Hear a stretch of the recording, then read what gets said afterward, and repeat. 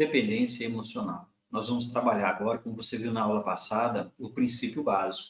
Agora nós vamos adentrar na questão financeira e profissional, o quanto os danos da dependência emocional, infelizmente, têm te atrapalhado e te afetado diretamente. Vamos lá. Vou compartilhar minha tela mais uma vez. Módulo 2, vencendo a dependência emocional. Medo da rejeição. Aceitar qualquer condição de trabalho, mesmo que seja exploratória, por medo de perder oportunidades. A rejeição, ela não é só relacional, não é só algo emocional. Ela está vinculada também à questão trabalhista, profissional, enfim, empreendedora.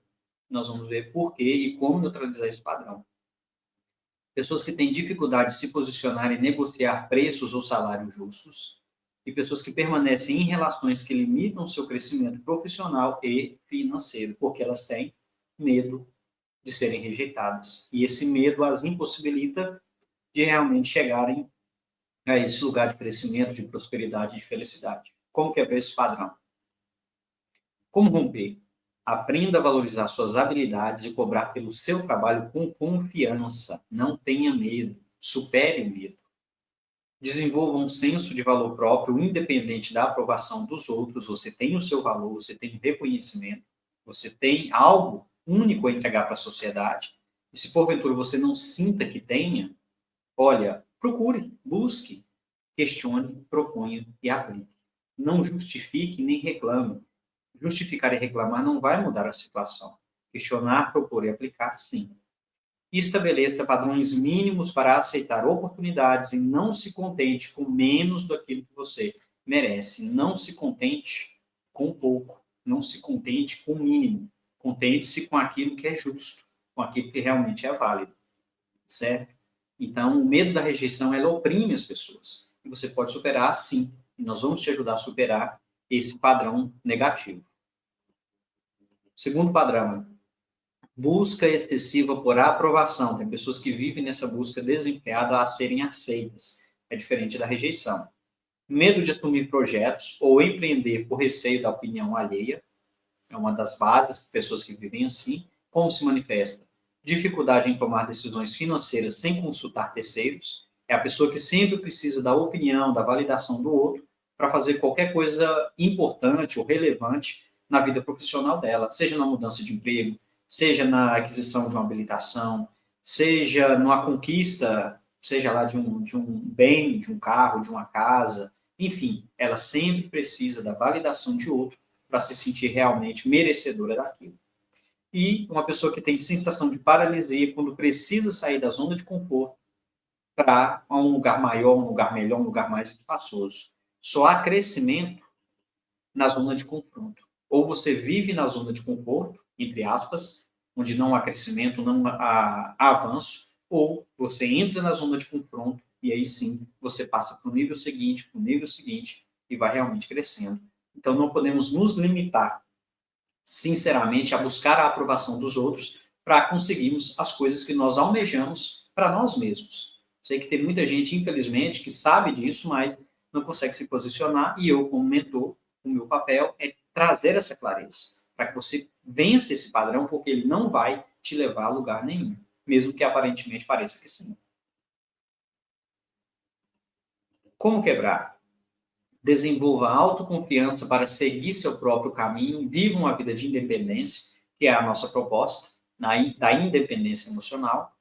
Assuma a responsabilidade por suas escolhas e acredite no seu potencial.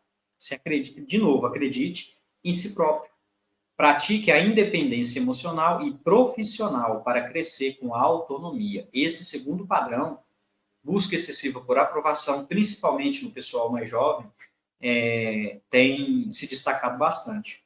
Pessoas que, infelizmente, não conseguem romper ciclos porque precisam da aprovação de outros. Terceiro padrão, a anulação da própria identidade. Como que se manifesta? Abandona sonhos e projetos para viver de acordo com as expectativas dos outros, não se permite crescer profissionalmente por medo de desagradar, tem dificuldade em se enxergar como uma pessoa próspera e independente. Olha que tragédia.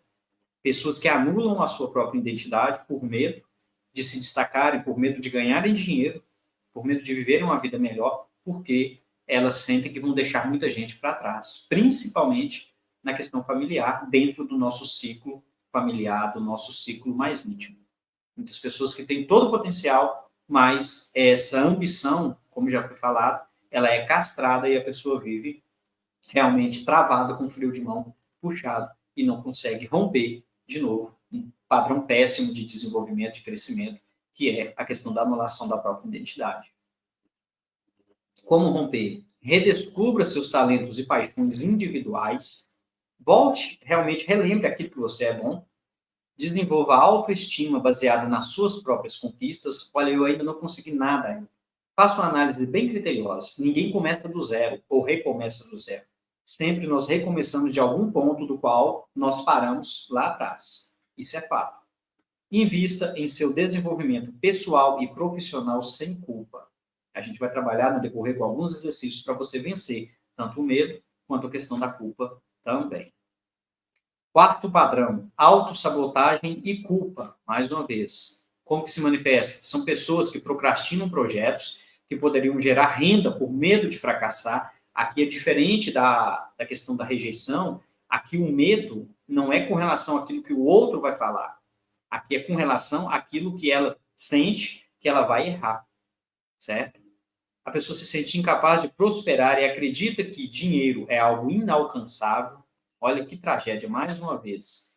E a pessoa se culpa pelo sucesso, sentindo-se desconfortável em ganhar mais. De novo, está bastante vinculado também com o terceiro padrão, que é o da anulação da própria identidade. Porém, essa aqui é a autossabotagem. Está muito relacionada com os sabotadores do crescimento, vinculada à culpa. Como romper? Reconheça que prosperidade, aceite essa verdade. Prosperidade financeira é um direito e não um privilégio de poucos. Mude a sua mentalidade. Sai da mentalidade escrava ou da mentalidade medíocre e entre na mentalidade próspera. Eu vou te dar as ferramentas para isso. Mas é algo que você precisa reconhecer e aceitar. Trabalhe sua relação com o dinheiro, entendendo que ele é uma ferramenta de liberdade, não de escravidão, não de opressão. Substitua a autossabotagem por ações concretas rumo à independência financeira. Ou seja, é o padrão que a gente ensina de realmente quebrar os padrões sabotadores, né, os sabotadores do crescimento, que são os 9. Então, dentro da questão financeira, essas 4 modalidades, esses 4 itens aqui, que são autossabotagem e culpa, anulação da própria identidade, busca excessiva por aprovação e medo da rejeição, eles precisam ser confrontados também, juntamente com o padrão geral, que é o vítima intencional, natural, vingador e narcisista, certo? Então, a gente trabalha bastante com essa questão para que você consiga romper realmente esse ciclo e viver uma vida plena, cheia de propósito.